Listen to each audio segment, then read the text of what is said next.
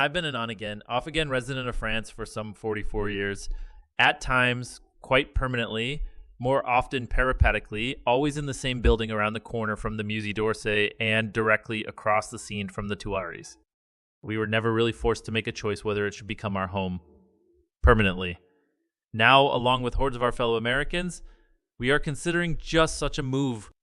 In a growing number of cases, that reason can be traced to one proximate source: former President Donald Trump, or more precisely, how he has torn apart America and our democracy that, for my nearly 80 years on this planet, I have cherished.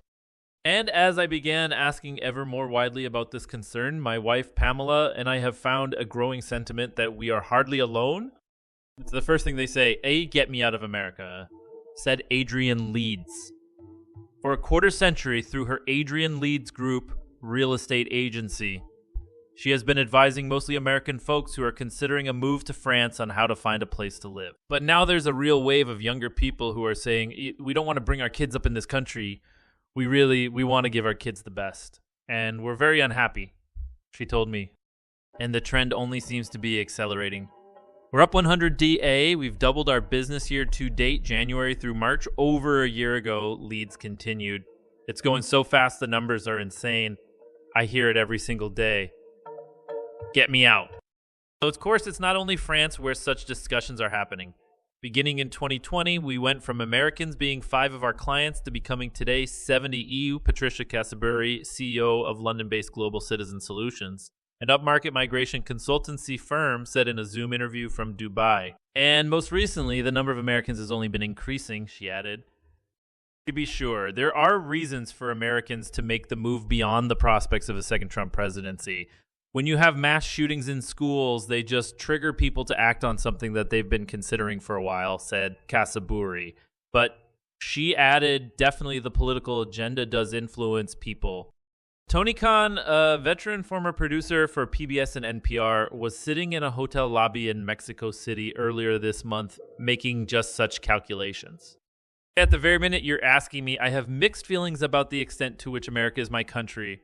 Khan said in a Zoom conversation between my perhaps not-so-temporary abode in Paris and Mexico City. In Khan's youth, Mexico took us in when America did not want us, basically. That is the fact of the matter. Mexico was always home to expatriates as long as they didn't practice the politics that got them in trouble in their own country, he said. In 1950, at age 8, Khan and his entire family fled to Mexico when his father, the renowned Hollywood screenwriter Gordon Khan, was summoned by the feared House Committee on Un-American Activities over alleged communist ties to the film industry. He never ended up testifying. His father was pursued nearly to the end of his life at age 62 by J. Edgar Hoover and the FBI. Today, Khan fears similar perils are not so far over the horizon. There's a feeling of safety that you have and a feeling of belonging in Mexico. Khan continued, I'm not afraid of a stranger going berserk at me there because I'm Jewish. At the same time, I'm not possessed by this feeling that I've got to get out of America right now before it's too late, but I'm getting close to it, he said. Over the past 6 months, he's made 5 trips to Mexico City with his wife preparing for a final decision. There are all sorts of avenues of escape too. There are those who are simply seeking a refugee where they can work and live unfettered without any pressing need to acquire second citizenship. In France, for instance, there is a range of options. From simple visas that allow people to stay beyond the 90 days out of 180 under European rules, to the carte de residence renewable every 10 years. In most countries, like France, to make that next leap towards citizenship means learning the language and customs as well. Then there are the golden passports where, in some countries, broad categories or levels of investment can be a fast track towards citizenship, or a talent passport if you're bringing unique personal capacities. A lot of people now know what a Trump administration will look like, and they're realizing more than ever that the doors are open to live in another country, and it's not as challenging as they thought it might be. Paris-based immigration lawyer Daniel Tostado told me 8 years ago, at the very start of Trump's rise to the presidency, Skylar Szymanski became one of these Americans making a choice. He'd come to France to study at a Marseilles business school. Now he plans to stay. I began to experience the quality of life that's over here, he told me. whether it's the education or the healthcare. But when I start entering that next chapter of life in my 30s, those things start to ring more true, he said.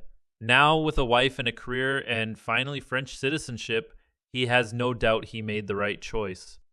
Szymanski recalls 2 pocketbook issues that were deeply persuasive. I cracked my head open at midnight when I stood up under an armoire door. I wasn't aware it was open above me, saw blood, passed out, woke up and thought I should probably go to the hospital. But as a good American, I went, no, I don't want to go to the hospital. I don't want the $20,000 bill. But my girlfriend, now my wife, said, go to the hospital. It's covered. And I walked out with a €15, $16 bill. Wow, €15 to sew up my head. So I went, wait a minute, maybe there's a little something to the system over here. Then there was grad school. I went to business school, a very good master's program in 15 months, in and out for the equivalent of $15,000. Szymanski said, the most popular destinations at the moment for Americans looking for a way out seem to be Spain, Portugal, and Greece, according to Casaburi of Global Citizen Solutions. She added that Italy was a popular choice for a time, but suggested that the arrival of hard-right Prime Minister Giorgia Meloni made some Americans question whether they might be risking a move from the frying pan to the fire. As for my wife and me, a permanent move to France would not be such a leap. Merely, as would be the case for many others, it would be an extension of the time we spend there today. But do the next generation of Americans also see their futures elsewhere? In the past, the conversations we have had with Americans is, do I need to go and retire in Europe? But now the pool of people is a very different profile, younger families, said Chasaburi. So at some point, there's a cost for the country when you're losing out on income taxpayers, but also talented young professionals, she added.